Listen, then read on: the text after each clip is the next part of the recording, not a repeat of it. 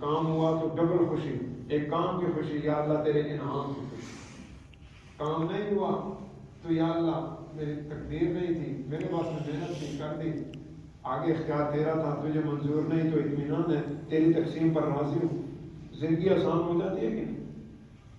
تو کتابوں میں لکھا ہے،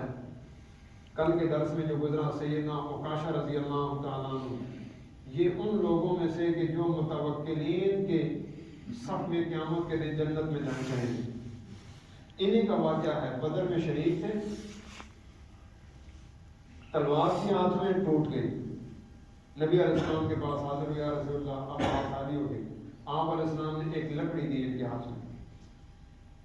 لکڑی دی۔ اب اللہ چاہتے، نبی علیہ السلام چاہتے چلو میدان میں ہاتھ سے اشارے کرتے رہنا اور گردنیں کٹتی رہنے کی، اللہ اس پر قادر تھا کہ نہیں؟ وہ رب جو نبی علیہ السلام اعلان اشارہ کرتے ہیں جان کے ٹکڑے ہو جاتے ہیں، وہ رب نبی علیہ السلام کی زبان مبارک سے ان کے ہاتھ میں بھی وہ تاثیر کو پیدا کر سکتا تھا،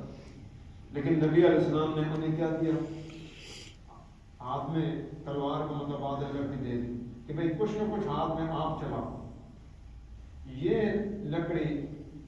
تلوار کی صورت بن گئی اور اس کا نام تھا عون، عین واو نون۔ یہ سیدنا صدیق اکبر رضی اللہ تعالیٰ عنہ کے زمانے میں مرتدین کے مقابلے میں یہ شہید ہوئے تھے، سیدنا عکاشہ رضی اللہ تعالیٰ عنہ۔ اس وقت تک، آخری وقت تک ان کے ہاتھ میں وہی تلوار، اسباب اختیار کیے نا۔ حدیث کے راوی سیدنا فاروق اعظم رضی اللہ تعالیٰ عنہ، نزہۃ المجالس کتاب ہے، اس میں لکھا ہے نبی علیہ السلام کے پاس حاضر ہوئے،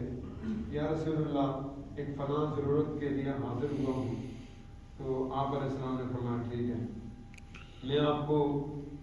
ایک عمل بتایا کے بارے میں فرمایا کہ میں آپ کو یہ عمل نہ بتا دوں؟ عرض کرنے لگے یا رسول اللہ عمل بھی بتا دیں اور ساتھ میری یہ ضرورت بھی پوری کریں، عمل بھی بتا دیں ساتھ یہ ضرورت بھی میری پوری کر دیں۔ وہ کوئی ایسی مادی ضرورت تھی، یعنی جو اس وقتی ضرورت تھی، تو یا اللہ یہ میری ضرورت، یا رسول اللہ میری یہ ضرورت بھی پوری کر دیں۔ تو کیا اسباب کا اختیار کرنا یہ توکل کے منافی نہیں ہے؟ اسی ضمن میں محدثین نے ایک واقعہ لکھا ہے کہ اللہ رب العالمین نے سیدنا اسرائیل سے پوچھا کہ میں نے آپ کی ڈپٹی لگائی روح قبض کرنے کی، کبھی آپ کو کسی پر ترس بھی آیا؟ روح قبض کرتے ہوئے کبھی کسی پر ترس آیا؟ یا اللہ مجھے دو موقعوں پر ترس آیا۔ ایک موقع ایک بچے کا کہ اس کی والدہ کی جب روح قبض کر رہا تھا تو آپ کا حکم تھا، میں روح قبض کر رہا تھا، بچے کی حالت کو دیکھ کر ترس آ رہا کہ دریا ہے، اس میں کشتی میں سوار ہیں اور بچہ ماں کی گود میں ہے، دودھ پی رہا ہے، اسی وقت مجھے حکم ہوا کہ اس ماں کی روح قبض کر لو۔ اس بچے کی ماں کی روح قبض کی، میں اس بچے کو دیکھتا رہ گیا کہ یہ شیر خوار بچہ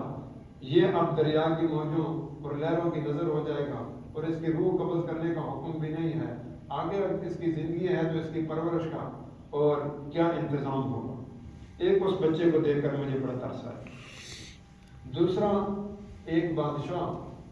کہ جس نے عالی شان عمارت بنائی کہ روئے زمین پر میں نے اس جیسی عمارت نہیں دیکھی،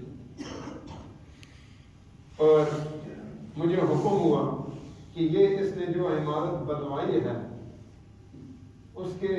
دروازے پہ اس نے قدم رکھا، بادشاہ نے ابھی اندر داخل نہیں ہوا تھا، زندگی کی ساری چاہتیں اور ترجیحات ادھر صرف کر کے، وسائل اور اسباب صرف کر کے ایک عالی شان عمارت بنائی اور بہت بڑا ایک علاقہ۔ اب اس کو اندر داخل ہونا نصیب نہیں ہوا، روح قبض ہو گئی۔ تو مجھے اس پر ترس آیا کہ تیرا منکر تھا، آخرت تو برباد ہوئی، دنیا میں جو محنت کی تھی اس کو بھی اندر دیکھنے بھی نصیب نہیں ہوا۔ تو اللہ رب العالمین نے فرمایا اسرائیل یہ بچہ کہ جو جس پر تمہیں ترس آیا، اس کو میں نے دریا کے کنارے پہنچایا، وہاں اس کی پرورش کا ایک حدیث میں تفصیل ہے، خلاصہ یہ اس کی پرورش کا ایک خوبصورت اللہ نے انتظام کیا، اس انتظام کی بھی تفصیل ہے۔ پھر اللہ رب العالمین اس کو آبادی میں لائے،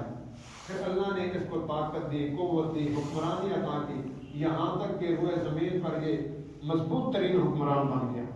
اور اس حکمرانی کے بعد یہ خدائی کا دعویٰ کرنے لگا، پھر یہاں تک یہ کہنے لگا کہ میں، اللہ کہتا ہے جنت میں دنیا میں جنت بنا کے دکھاتا ہوں، پھر میرے دیے ہوئے اسباب اور وسائل، طاقت اور قوت، ان کو استعمال کر کے اس نے عالی شان عمارت بنائی، پھر میں نے اس کو عبرت کا نمونہ بنا دیا۔ وہ بچہ، یہ بادشاہ جس پر تمہیں ترس آیا، یہ کل کا وہ بے بس بچہ تھا۔